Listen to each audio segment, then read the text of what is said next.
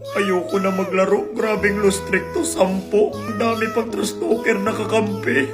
Ang sasakit pa ng mga sinasabi. Oy, slow hands. Gwapo ka lang, pero ang batal ng kamay mo. Slow hands.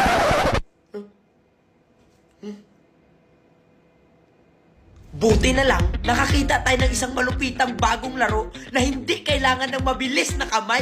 Alam nyo ba na may bagong labas ngayon sa MLBB na stand-alone auto battle royale game? Ito ang Magic Chess Go-Go.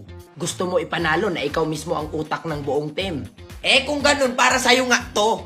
Ito ang Magic Chess Go-Go.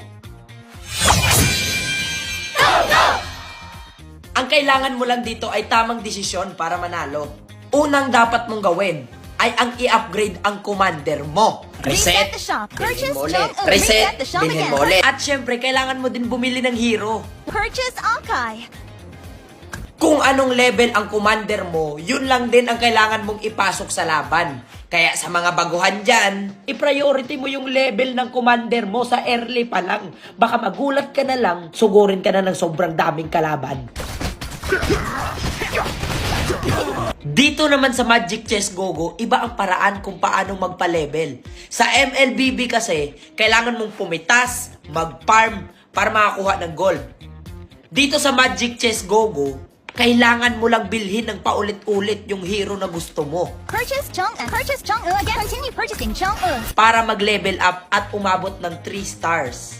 At eto ang special, ang Go-Go cards. Now, it's time to select a Go-Go card. You can choose from 2 randomly drawn Go-Go cards. Dagdag buff to sa mga hero mo. Kaya pag may lumabas na random Go-Go cards, ayusin mo desisyon mo. Kaya sobrang lupit dito sa Magic Chess Go-Go. Kailangan mo talaga dito ng strategy. Drag a hero into the You've activated 4 Dragon Ultra Synergy. Tsaka unpredictable din yung game dahil nga sa mga random na Go-Go cards.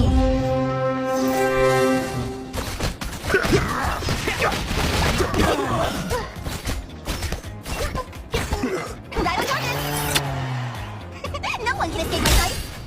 Kaya ano pang hinihintay nyo? Mag-register na at gamitin yung malupitang code para sa malupitang reward. Limited lang to sa unang 100 katao. Kaya ano pang hinihintay mo? Birahin mo na to!